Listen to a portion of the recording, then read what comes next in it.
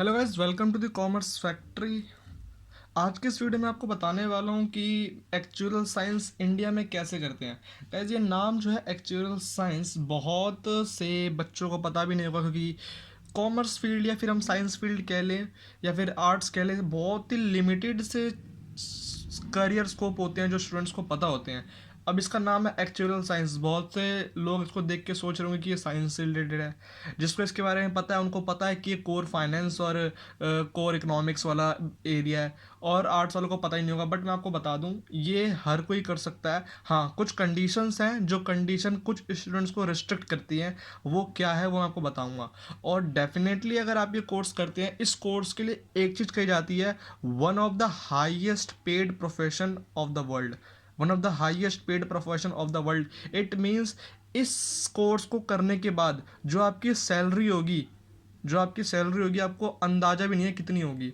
क्योंकि इसका जो काम होता है ना, जो वर्किंग एरिया जिसके ऊपर मैं आपको आगे बताऊंगा, पूरा मैंने फ्लो चार्ट बनाया हुआ है कि कैसे करते हैं, क्या एलिजिबिलिटी है, कितने पेपर्स पास करने पड़ते हैं, टाइम ड्यूरेशन क्या है, सैलरी कितनी मिलती है, वर्किंग एरिया क्या है, कहाँ कहाँ आपको काम करने को मिलेगा।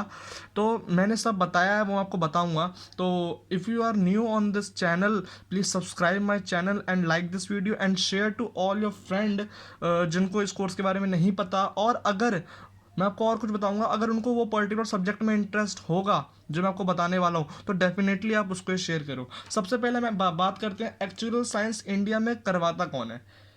एक्चुअल साइंस इंडिया में करवाता है institute of actuaries in India. आपने institute of chartered accountants of India का नाम सुना होगा, जो इंडिया में सीए कोर्स करवाता है, सीए प्रोफेशन को रेगुलेट करता है। इंस्टीट्यूट ऑफ कंपनी सेक्रेटरी का नाम सुना होगा। Institute of cost and management accounting का नाम सुना होगा। मेडिकल काउंसिल ऑफ इंडिया का नाम सुना होगा। बार काउंसिल ऑफ इंडिया का नाम सुना होगा। तो ऐसे ऐसे प्रोफेशनल बॉडीज़ है। वैसे एक्चुअरीज की प्रोफेशनल बॉडी है institute of actuaries of India in India. और ये है कहाँ पर? ये है मुंबई में। मुंबई में इसका हेड ऑफिस है, मतलब जो इसकी मेन ब्रांच है वो मुंबई में है। ठीक है। अब इस कोर्स को करने के लिए हमारे पास चार चीज़ें हैं जो स्टूडेंट को पता होनी चाहिए बिफोर ऑप्टिंग दिस कोर्स। पहला, एलिजिबिलिटी क्या है। दूसरा, कोर्स एंड फी स्ट्रक्चर। तीसरा, सैलरी आफ्टर कंप्लीशन और फ्यूचर स्कोप इन इंडिया, कि सैलरी कितनी होगी उस कोर्स को कंप्लीट करने के बाद, और फ्यूचर में उसका इंडिया में स्कोप है या नहीं। और चौथा और मेन इंपॉर्टेंट है वर्क एरिया, कि आपको जो वर्क एरिया मिलने वाला है क्या आप उससे संतुष्ट होंगे या नहीं। या क्या पता वर्किंग एरिया का नाम सुन के आपको एक कोर्स करने का मन कर जाए। कॉर्पोरेट्स का नाम सुन के होता है ना, कुछ कुछ कंपनी का नाम सुन के आपको मन कर जाता है कि हाँ मुझे कोर्स करना है। तो वो है। तो ये चार एरिया हैं जो आपको पता होने चाहिए। इसके ऊपर मैं 2-3 वीडियो बनाऊंगा, वो मैं आपको फर्दर वीडियो में डिस्कस करूंगा। सबसे पहले हम बात करते हैं एलिजिबिलिटी की। एलिजिबिलिटी गाइस, कोई भी स्टूडेंट जिसने 12th पास करी है और जिसके पास 12th में इंग्लिश और मैथमेटिक्स ये दो सब्जेक्ट हो, इंग्लिश और मैथमेटिक्स जिसके पास ये दो सब्जेक्ट हो, वो ये कोर्स कर सकता है। ठीक है। 12th पास करी है और 12th पास करने में, मतलब जो 12th का उसने एग्ज़ाम दिया था बोर्ड का, उसमें उसके पास इंग्लिश और मैथमेटिक्स सब्जेक्ट हो, वो बच्चा इस कोर्स को करने के लिए एलिजिबल है। अगर मान लो आपने 12th पास करने के बाद ये कोर्स नहीं किया, आपको पता नहीं था, आपकी एज मतलब आपने कोई और कोर्स कर लिया, तो कोई भी ग्रेजुएट, एनी ग्रेजुएट, कोई भी ग्रेजुएट हो, आपने बीकॉम किया है, बीएससी किया है, बीकॉम ऑनर्स किया है, एमकॉम किया है, और पोस्ट ग्रेजुएट मतलब एमकॉम किया है, एमबीए किया है, अगर आपके पास उस कोर्स में मैथमेटिक्स एज अ सब्जेक्ट था, मान लो आपने बीकॉम किया तो बीकॉम में अगर आपके पास मैथमेटिक्स था, अगर आपने बीएससी किया, बीएससी में अगर आपके पास मैथमेटिक्स था, तो आप ये कोर्स कर सकते हो। ठीक है। कोर्स मतलब समझ लिया, 12th पास किया है तो इंग्लिश और मैथ सब्जेक्ट होना चाहिए, और अगर आप ग्रेजुएट हो तो मैथमेटिक्स सब्जेक्ट होना चाहिए। वहाँ पे इंग्लिश का कोई लेना देना है, मतलब वहाँ पे इंग्लिश कोई बाउंडेशन नहीं लगाता। उसके बाद कोर्स एंड फीस स्ट्रक्चर क्या है। सबसे पहले गाइज इसके टोटल 5 लेवल होते हैं। अगर आपको इस कोर्स को एक्चुअल साइंस को कंप्लीट करना है और आपको एक्चुअली बनना है, तो आपको टोटल 5 लेवल को कंप्लीट करना पड़ेगा। उस 5 लेवल में से हमारा 5 लेवल बोल दो या टोटल 16 पेपर बोल दो, 5 लेवल 16 पेपर में बायोफ्रिकेट है। ठीक है। तो मतलब आपको टोटल 16 पेपर क्लियर करने पड़ेंगे। सबसे पहला हमारा आता है पेपर एंट्रेंस का, जो होता है हमारा ACET, एसेट एग्ज़ाम। ये एक MCQ पेपर होता है, इसका नाम होता है एक्चुरियल कॉमन एंट्रेंस टेस्ट। क्या होता है एक्चुरियल कॉमन एंट्रेंस टेस्ट। ये एक टेस्ट, ये एक एमसीक्यू बेस्ड एग्जाम होता है। ये साल में 2 बार होते हैं, एक होते हैं हमारे जून में, दूसरे होते हैं हमारे दिसंबर में। अब इसके ऊपर मैं फर्दर अगली वीडियो में बताऊंगा कि आप कैसे एसेट के लिए रजिस्टर हो सकते हो, आपको कोचिंग कहाँ से लेनी चाहिए, क्या फी स्ट्रक्चर क्या है कोचिंग का, और कितना टाइम लगता है, क्या क्या सब्जेक्ट होते हैं, वो मैं आपको अगले वीडियो में बताऊंगा। अगर आपको वो वीडियो चाहिए तो कमेंट बॉक्स में कमेंट करो कि हाँ आपको वो वीडियो भी चाहिए। तो पहला पेपर होता है एसेट एग्जाम। अगर आप ये क्लियर नहीं कर पाओगे तो आप फर्दर पेपर देने के लिए एलिजिबल नहीं हो। तो पहले आपको एसेट क्लियर करना है। एसेट अगर आप क्लियर कर लेते हो, एसेट क्लियर करने के बाद आपको फर्दर 15 पेपर और क्लियर करने पड़ेंगे, जो है हमारे CT, CA, ST, SA. CT series, CA series, ST series, SA series. CT series का मतलब होता है core technical series, CA series का मतलब होता है core application series, ST series का मतलब होता है स्पेशलाइज टेक्निकल सीरीज, और एसए का मतलब होता है स्पेशलाइज एप्लीकेशन स्किल सीरीज। ठीक है, तो टोटल 4 सीरीज होती हैं। सीटी सीरीज में आपके पास 9 एग्जाम होते हैं, 9 के 9 आपको कंप्लीट करने पड़ते हैं।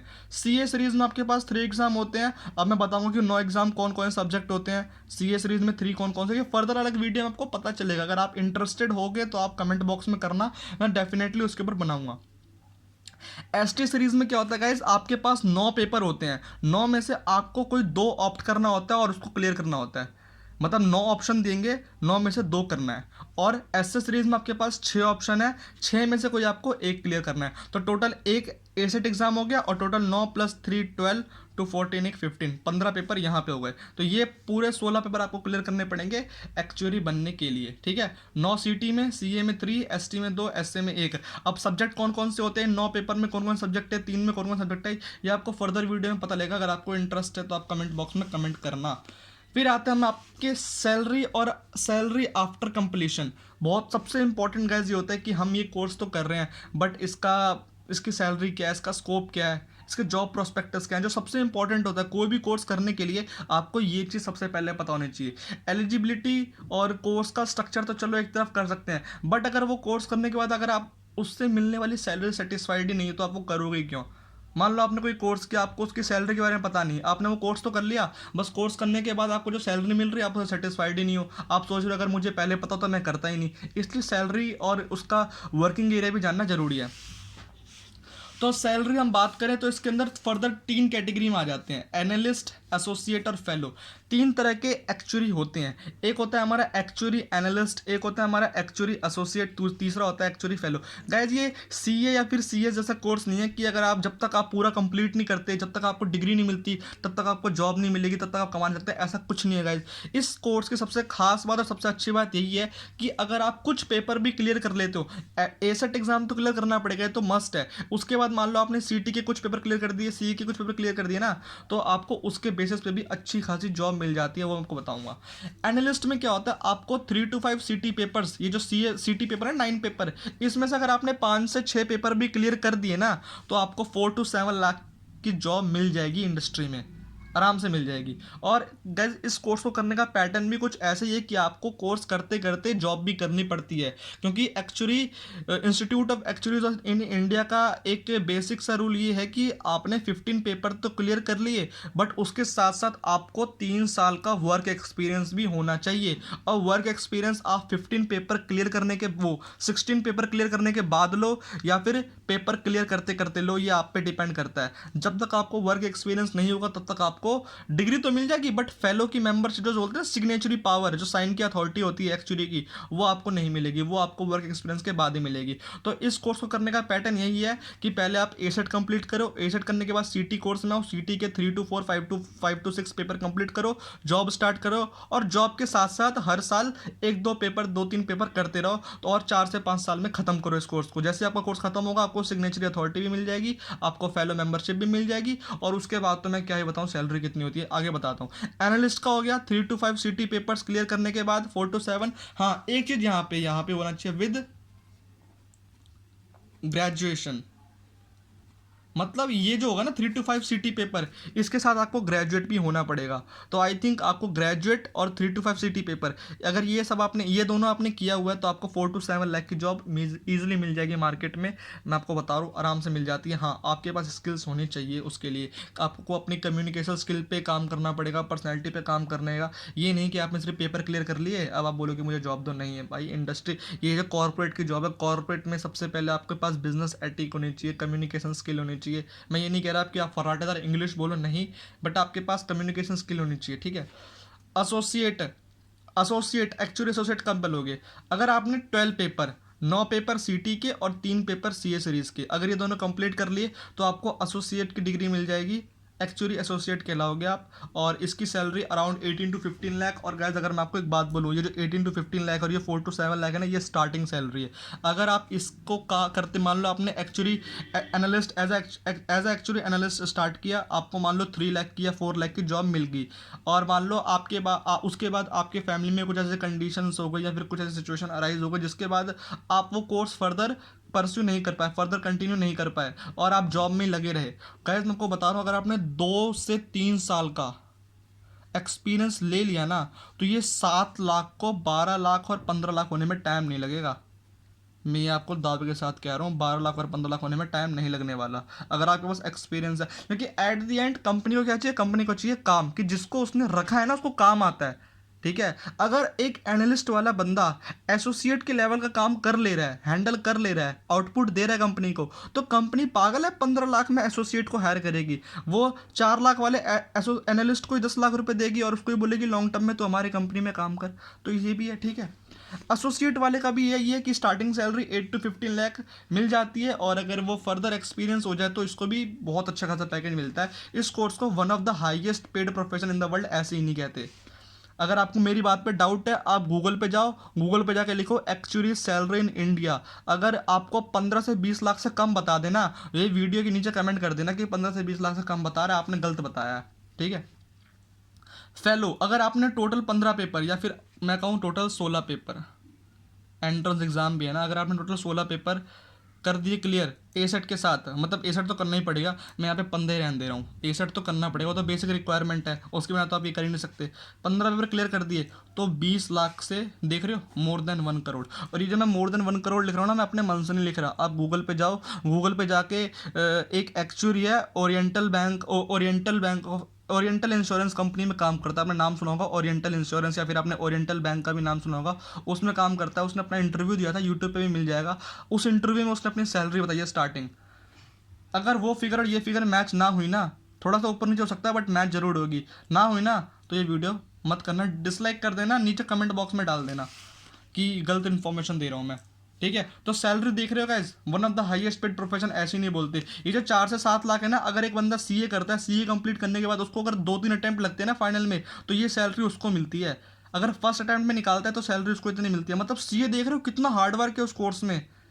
मैं ये नहीं कह रहा एक्चुअलीज में हार्डवर्क नहीं है, बट एक्चुअलीज में ये क्या है कि आपको साथ के साथ काम करने को मिल रहा है। इसमें ये नहीं है कि आपको पहले पूरा कोर्स कंप्लीट करना है फिर आपको जॉब मिलेगी या फिर आपको डिग्री मिलेगी, ऐसा कुछ नहीं है, ठीक है। अब मैं मेन बात, वर्किंग एरिया, कि आपको काम कहाँ पे करना है और किस एरिया में काम करना है। गाइज आपने एक टर्म सुना होगा, रिस्क मैनेजमेंट।